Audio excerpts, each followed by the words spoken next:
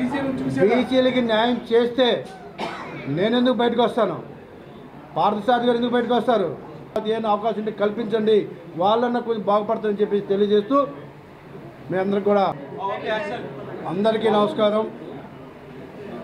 Media సోదరులకు నిన్న మన రాష్ట్ర ముఖ్యమంత్రి గారు భీమిల్లో ఒక ఎన్నికల సభను పెట్టడం జరిగింది. మరి ఆ సభ చాలా గట్టిగా జరిగింది, చాలా బాగా జరిగింది నాకు చెప్పుకుంటా ఉన్నారు. మరి అది ప్రభుత్వం పెట్టారా లేకపోతే ఎన్నికలకు మీరు పెట్టారా అన్నది కూడా అర్థం కాకుండా ఉంది. ఇవాళ ప్రభుత్వ యంత్రాంగాన్ని మొత్తం అక్కడ తరలించి ఆ మీటింగ్ భారీ ఎత్తున ఖర్చు పెట్టారు. అది ఎవరు పెట్టే ప్రభుత్వం ఖర్చా లేకపోతే పార్టీ పెట్టుకుంది కూడా అర్థం కాని పరిస్థితి ఉంది. మరి ఈరోజు మేము అడుగుతూ ఉన్నాం, శంఖం ఊదారు ముఖ్యమంత్రి గారు, ఎన్నికల శంఖంని ఊదారు. ఆ ఎన్నికల ఊదినటువంటి ఆ శంఖం సౌండ్ రాలేదు. బ్యాక్గ్రౌండ్లో మైక్ వేసుకున్నారు. అంటే ఆయన ఊదితే ఆ శంఖం కూడా పనిచేయలేదు. అంటే ఆ పార్టీకి సౌండ్ లేకుండా పోయిందని అదొక నిదర్శనం. ఇక సౌండ్ లేదన్న విషయం ఆయనకు కూడా తెలుసు. అంత పెద్ద మీటింగ్ పెట్టారు, అది చేసామంటా ఉన్నారు. మరి కనీసం ఆ భీముల క్యాండిడేట్ పేరు కూడా చెప్పలేదు, పక్కనే ఉన్నాడు ఆయన పేరు కూడా చెప్పలేదు. మరి అంత పెద్ద సభలో మేము ఎంత పెట్టాన్న వ్యక్తి ఇవాళ కనీసం క్యాండిడేట్ పేరు కూడా చెప్పలేకపోతున్నారంటే ఆ పరిస్థితి ఒకసారి మీరు ఆలోచించాలి. నిన్న మీటింగ్ మీరు అందరు చూస్తే గతంలో ఎప్పుడో పాదయాత్ర స్టార్ట్ చేసిన డైలాగులే, నా అన్నలు నా తమ్ముళ్ళు సేమ్ డైలాగులు, సేమ్ నవ్వు తప్ప ఏమీ చేంజ్ లేదు. మీరు అందరూ కూడా గ్రహించాలి. ఇలాగే లాస్ట్ టైం అందరిని కూడా మభ్యపెట్టి ఆయన అదే నవ్వు అవే డైలాగులతో కాలం గడిపారు. మరి ఇంక జరగదు అది. మనకంటే తెలివైన వాళ్ళు అయిపోయారు. జరగబోయే కురుక్షేత్రం అన్నారు ఆయన. నిన్నటి దాకా కూర్చుని దేవుళ్ళు అయిపోయారో ఏమైపోయారో తెలీదు. ఇప్పుడు ఏకంగా అర్జునుడు కృష్ణుడు ఇవాళ గుర్తొచ్చేశారు ఆయనకి. మరి నేనంటా ఉన్నా, అర్జునుడైనా కృష్ణుడైనా కూడా రెండు కూడా పవన్ కళ్యాణ్ గారే నేను చెప్తా ఉన్నా. ప్రజలు న్యాయ నిర్ణేతలు అర్జునుడు కృష్ణుడు రెండు కూడా పవన్ కళ్యాణే. ఈసారి మీకు సీన్ లేదు, ఆ విషయం మీకు కూడా తెలుసు. ఇవాళ చెప్తా ఉన్నారు మీరు, నేను 175 అని. మరి 175 మిమ్మల్ని చూసే ఓట్లేస్తారంటా ఉన్నారు. మిమ్మల్ని చూస్తే ఓట్లేస్తే ఎందుకు క్యాండిడేట్లు మారుస్తూ ఉన్నారు? ఎక్కడెక్కడి నుంచో తెచ్చి ఎందుకు పెట్టుకుంటా ఉన్నారు? అంత అవసరం వచ్చి మిమ్మల్ని చూసి ఓట్లేస్తే మీరంత గొప్ప పరిపాలన అందించినప్పుడు క్యాండిడేట్లు మార్చాల్సిన అవసరం ఏమొచ్చింది? సో మీరు గొప్ప పరిపాలన అందించట్లేదని మీకు కూడా తెలుసు. అందుకే ఇవాళ క్యాండిడేట్లు అందరూ కూడా మారుస్తూ ఉన్నారు. నన్ను చూసే ఓట్లేస్తారన్న వ్యక్తి ఇవాళ క్యాండిడేట్లు మారుస్తున్నారంటే రేపు రాబోయేది జనసేన తెలుగుదేశం పార్టీకి సంబంధించి ఉమ్మడి కూటమి అన్న విషయం జగన్మోహన్ రెడ్డి గారికి కూడా తెలుసన్న విషయం గ్రహించాలి. ఆయన చెప్తా ఉన్నారు, సిద్ధమా అని అడుగుతూ ఉన్నాడు జనాల్ని. ఒక్కరు కూడా సిద్ధం అనట్లేదు. వెనక ఉన్నటువంటి వైవి సుబ్బారెడ్డి వాళ్ళందరూ అనండి సిద్ధం అనండి అంటుంటే ఒక్కొక్కరు చేస్తూ ఉన్నారు. అంటే అక్కడికి వచ్చిన వాళ్ళు కూడా సిద్ధంగా లేరన్న విషయాన్ని మీరు గుర్తుపెట్టుకోవాలి. సిద్ధంగా ఉండరు కూడా. ఎందుకంటే 5 సంవత్సరాలు పరిపాలించిన మీకు ఒక్క కార్యకర్త కూడా గుర్తులేరు, ఒక్క నాయకులు గుర్తులేరు. సంవత్సరంలో 2 సంవత్సరాలు మిమ్మల్ని కనీసం కలుద్దామని అవకాశం ఉన్నాయని అడుగుతుంటే కనీసం పట్టించుకోలేదు. ఈరోజు మరి ఎలక్షన్లు వస్తూ ఉన్నాయి. మీకు ఇవాళ కార్యకర్తలు గుర్తొచ్చారు, నాయకులు గుర్తొచ్చారు, అన్నిటికీ సిద్ధమైపోతామని అన్నారు. ఎవరు కూడా సిద్ధంగా లేరన్న విషయాన్ని మీరు గ్రహించాలి. ఈ రాష్ట్ర ప్రజలు అలాగే వైఎస్ఆర్ కాంగ్రెస్ పార్టీ కార్యకర్తలకు కూడా రేపు పవన్ కళ్యాణ్ గారి నాయకత్వంలో చంద్రబాబు గారి నాయకత్వంలో ప్రభుత్వాన్ని ఏర్పాటు చేయాలని చెప్పేసి డిసైడ్ అయిపోయారు తప్ప ఎవరు కూడా వైఎస్ఆర్ కాంగ్రెస్ పార్టీకి ఓటేయాలని చెప్పి సిద్ధంగా లేరన్న విషయాన్ని కూడా మీరు గుర్తుపట్టాలి. 56 బీసీ కార్పొరేషన్లు అన్నారు. ఒక్క కార్పొరేషన్కైనా ₹1 డబ్బులు ఇచ్చారా? బీసీలని విడగొట్టి కులాల మధ్య చిచ్చు పెట్టడానికి ఎన్ని కులాలు తయారు చేశారంటే అన్ని కులాలు తయారు చేశారు. ఏ ఒక్కరికైనా మీరు ఉపయోగపడ్డారా? క్రైస్తవ సోదరుల్ని మోసం చేశారు, ముస్లిం సోదరుల్ని మోసం చేశారు. ఈ సమాజం ఉన్నటువంటి అన్ని సామాజిక వర్గాలు కూడా మీరు మోసం చేశారన్న విషయం ప్రజలకు అందరికి కూడా తెలుసు. వాళ్ళు ఆల్రెడీ అందరూ కూడా మాట్లాడుకుంటూ ఉన్నారు. మీరు ఏం చేస్తూ ఉన్నారు, ఏం చేయబోతారో కూడా ప్రజలకు క్లారిటీ ఉంది. మీరు మీలో మార్పు కావాలని కోరుకుంటున్నారు. ఖచ్చితంగా మిమ్మల్ని మార్చాలని కోరుకుంటున్నారు. ఖచ్చితంగా రాబోయేది ఉమ్మడిగా రెండు జనసేన తెలుగుదేశం పార్టీ అన్న విషయాన్ని మీకు పదే పదే ప్రజలే గుర్తు చేస్తూ ఉన్నారని కూడా నేను చెప్తా ఉన్నా. నిన్న మీ మాటలను బట్టి అర్థమవుతూ ఉంది, మీ మాటల్లో పసలేదు, మీ మాటల్లో ఏమి కనిపించట్లేదు. అంటే మీరు కూడా డౌన్ అయిపోయారన్న విషయాన్ని మీరు గ్రహించాలి. నేను అడుగుతా ఉన్నా, ఇవాళ మిమ్మల్ని నమ్ముకున్న ఏ సామాజిక వర్గం హ్యాపీగా ఉందా?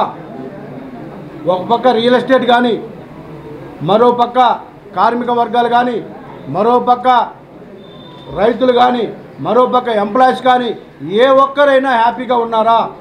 మీకు ఎవరైనా ఓటేయడానికి సిద్ధంగా ఉన్నారా? మీరు అది ఫస్ట్ తెలుసుకోవాలని చెప్పి తెలియజేస్తూ ఉన్నాం. ఈరోజు మీరు గ్రహించాలి, ఇవాళ బ్రాందీ షాపులు నేనే నడుపుతాను. శాండ్ కూడా ఎక్కువ మంది ఉంటే అవదు, నేను ఒక్కడనే ఉండాలని చెప్పేసి శాండ్ మీరు అమ్ముతూ ఉన్నారు. బ్లాక్ మెటల్ మీరు అమ్ముతూ ఉన్నారు, ప్రైవేట్ వాళ్ళకి అప్పచెప్పేశారు. లాటరైట్ కూడా మీరు అమ్ముతూ ఉన్నారు, క్వార్జైట్ కూడా మీరు అమ్ముతూ ఉన్నారు, క్వార్జ్ కూడా మీరు అమ్ముతూ ఉన్నారు.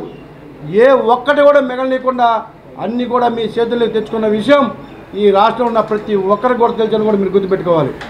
ఇవాళ ఒక ఇల్లు కట్టుకునే పరిస్థితి ఉందా? శాండ్ రేట్ ఎంత ఉంది, బ్లాక్ మెటల్ రేట్ ఎంత ఉంది, ఇవన్నీ కూడా మీరు గ్రహించాలి. ప్రజలు ఎంత ఇబ్బంది పడుతున్నారు, ప్రజలు ఎలాగున్నారు, నేనేం చేస్తున్నాను అని తెలుసుకునే పరిస్థితిలో మీరు లేరు. చాలామంది చెప్తూ ఉంటారు పెద్దలు, ఇంట గెలిచి రచ్చగలవాలని. ముందు మీ సొంత చెల్లినే నువ్వు న్యాయం చేయలేక ఇవాళ ఆమె రోడ్డు ఎక్కి నీ గురించి మాట్లాడుతూ ఉంది. ఇంట్లో సర్ది పెట్టుకోలేని వ్యక్తులు బయట వాళ్ళని ఉద్ధరిస్తానని చెప్తే ఎవరు నమ్ముతారు? ఎవరు నమ్మే పరిస్థితి ఉందా? సొంత చెల్లి రోడ్డు ఎక్కి నీ గురించి ఎలా మాట్లాడుతుందో ఒక్కసారి కూడా మీరు గుర్తు చేసుకోవాలి. అది చూసైనా సరే మీకు కొంచెం జ్ఞానం వస్తుందని చెప్పేసి ఇవాళ ఈ రాష్ట్ర ప్రజలు కూడా అనుకుంటా ఉన్నారు. ఇప్పటికైనా ముంచుకుపోయింది లేదు. మీరు సిద్ధం అంటూ ఉన్నారు. దేనికి సిద్ధమో తెలుసా? దిగిపోవడానికి సిద్ధం. ఒక 60 రోజులు, ఒక 70 రోజుల్లో మీరు దిగిపోవడానికి సిద్ధంగా ఉండాలి. మీ కార్యకర్తలే చెప్తా ఉన్నారు, మీ వెనకున్న వాళ్ళే చెప్తా ఉన్నారు, మీ పక్కన వాళ్ళు కూడా చెప్తా ఉన్నారు. మీరు ఇది తెలుసుకోవాలి. ఖచ్చితంగా మీరు దిగిపోవడానికి సిద్ధంగా ఉండండి. మీరు పూరించింది ఎన్నికల శంఖారావం కాదు. మీరు దిగిపోవడానికి ఈ రాష్ట్రంలో రేపు జనసేన పార్టీ కానీ తెలుగుదేశం పార్టీ కానీ అత్యధిక మెజార్టీతో 60 నుంచి 70,000 కొడితే గెలవబోయే సీటు భీమిలి అనే విషయాన్ని మీరు గుర్తుపెట్టుకోవాలి. మీరు అక్కడి నుంచే పూరించారు, మీ ఓటమిని అక్కడి నుంచి అంగీకరించారు. ఖచ్చితంగా మీకు అక్కడి నుంచే స్టార్ట్ ఉందన్న విషయం కూడా మీకు తెలుసు కాబట్టే మీరు అక్కడ పెట్టారన్న విషయం కూడా నేను తెలియజేస్తూ ఉన్నా. ఇప్పటికైనా మీలో మార్పు, కనీసం ఇంట్లో వలన శుభ్రంగా చూసుకోమని చెప్పేసి రాష్ట్రపతి కోరుకుంటూ ఉన్నారు. ఒక పక్క అమ్మ, ఒక పక్క చెల్లి, మరో పక్క బాబాయ్, ఇలా చెప్పుకుంటూ పోతే అందరు కూడా ఇంట్లో వాళ్ళు అందరూ కూడా మీకేంటి ఎవరిని ఉద్ధరించారండి? మీరు నమ్ముకున్న ప్రజల్ని, నమ్ముకున్న నాయకుల్ని, మీరేదో ఉన్న కార్యకర్తల్ని అందరినీ కూడా మీరు మోసం చేశారన్న విషయం ప్రతి ఒక్కరికి కూడా తెలుసు. ఎంతోమంది ఇవాళ మిమ్మల్ని నమ్ముకొని మాలాంటి వాళ్ళు జీవితాలు తగలెట్టుకున్నారు. నాలాంటి వాళ్ళు 100 మంది ఉన్నారు. మీ మాయ మాటలు విని మీ నవ్వు ఒకే నవ్వు, అందరికీ ఏం తేడా ఉండదు, ఒకే నవ్వు. ఎవరైనా ఒకే నవ్వు ఉంటుంది. అక్కడ ప్లాస్టిక్, ఆ ప్లాస్టిక్ నవ్వుతో అందరికి కూడా అర్థమైంది, ఒకసారి పనిచేస్తుంది, ప్రతిసారి అందరి చోట్ల పనిచేయవు. మీరు ఎలా మోసం చేస్తున్నారు ప్రజలకి చాలా క్లారిటీగా అర్థమైంది. సో మీరు ఎన్ని ఎత్తులు వేసినా, మీరు ఏ రకంగా ఉన్నా మిమ్మల్ని మాత్రం ప్రజలు క్షమించరు.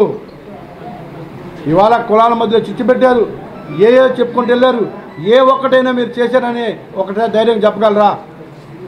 ఇవాళ అట్లా కనీసం ఈ విశాఖపట్నం ప్రజలు మీరు ఎప్పుడైనా సాయంత్రం కానీ ఉదయం కానీ చాలా హ్యాపీగా వెళ్ళే బ్లూ బ్లాక్ ఉన్నటువంటి రుషికొండను కూడా ప్రజలు అక్కడ దగ్గరికి వెళ్ళే పరిస్థితి లేదు. ఇవాళ రుషికొండ బీచ్ని కూడా పాడు చేసి ఇవాళ ప్రజలు కూడా అక్కడికి వెళ్ళే పరిస్థితి లేకుండా చేశారు. విశాఖ ప్రజలు అత్యంత ఇష్టపడి ఉంటే ఆ బీచ్ని ఇవాళ మీరు ఏం చేశారో చూడండి ఒకసారి. 3 రాజధానులు, అది పెద్ద కామెడీ. అసలు 3 రాజధానులు ఏంటో అర్థం అవుతుంది ఎవరికినో. ఆ పార్టీలో ఉన్న నాయకులు నవ్వుకునే వాళ్ళు ఆ పార్టీలో ఉన్నప్పుడు. ఇదేంటి రాజధాని ఒకటి పెట్టుకొని కావాలనుకుంటే ధైర్యంగా ఒక రాజధాని ప్రకటించుకొని ఇటు విశాఖపట్నం అభివృద్ధి చేసుకోవచ్చు, లేకపోతే కర్నూలు అభివృద్ధి చేసుకోవచ్చు, అమరావతి అభివృద్ధి చేసుకోవచ్చు. ఎవరొద్దు అంటారు అభివృద్ధి చేసుకుంటే. సో ఈ విధంగా ఒక రాజధాని లేని రాష్ట్రంగా ఇవాళ ప్రజల మధ్యలో ఈ 56 బీసీ కార్పొరేషన్లు పెట్టాను, నేను అది చేశాను అన్నారు. ₹1 ఎక్కడైనా కార్పొరేషన్ రిలీజ్ చేసినట్టుందా? ఇవాళ వాళ్ళందరి మధ్యలో ఏదో చేస్తారు, ఏదో లేదు. ఆడెళ్ళి మంత్రాలు జరుపుతాడు, ఆయనకి అలవమనండి ఇక్కడ. అప్పుడు చెప్పా కదా ఒక స్టేట్మెంట్ ఇవ్వండి నేను గెలుస్తానని. ఒక స్టేట్మెంట్ ఇవ్వమనండి నేను గెలుస్తానని. ధైర్యం ఉంటే ఒక స్టేట్మెంట్ ఇవ్వమనండి, దమ్ముంటే ఇవ్వమనండి. నేను చెప్తా ఉన్నా కదా, ఈయన వెళ్ళి భీములకి వెళ్ళి గెలిపించండి. పక్క ఏడిస్తే ఆ మొన్నని ఇక్కడ గెలమని చెప్పండి, చూద్దాం. అంత దమ్ముంటే ఇక్కడే గెలమని చెప్పండి. నేను చెప్తున్నా కదా, ఇలాంటివి చేస్తాడు. కరెక్టే మీరు చెప్పింది. ఎక్కడైతే కొంచెం పచ్చగా ఉంటే వాళ్ళ మీద బురదేయడానికి రెడీగా ఉంటాడు, ఏ పనులు చేస్తూ ఉంటాడు. మీరు చెప్పింది ఆయన బుద్ధి అలాంటి విశాఖపట్నం అందరికి తెలుసు. అందుకే ఈసారి ఎంపీగా నా బతుకు బస్టాండ్ అయింది, ఏదో తెలియక ఓట్లేశారు. ఈసారి అయితే పంపించేస్తారని చెప్పేసి ఎమ్మెల్యే తిరగదిద్దాం ఉన్నారు. ఎమ్మెల్యే కూడా అందరికి తెలుసు ఇక్కడ తన గురించి. సో ఇలాంటి యాసాలు వేస్తారు. తన పని చూసుకోడు, ఎప్పుడు పక్క వాళ్ళ పని చూస్తారు. కాబట్టి ఖచ్చితంగా ఇక్కడ పని అయిపోద్ది, అక్కడ పని అయిపోద్ది, ఆలోచించవసరం లేదు. Hi viewers, Vizag vision channel ని సబ్స్క్రైబ్ చేసుకోండి. మా ఛానల్ అందిస్తున్న జాతీయ అంతర్జాతీయ స్థాయి వార్తా విశేషాలు నోటిఫికేషన్స్ కోసం ఇక్కడ కనిపిస్తున్న బెల్ ఐకాన్ ని క్లిక్ చేయండి.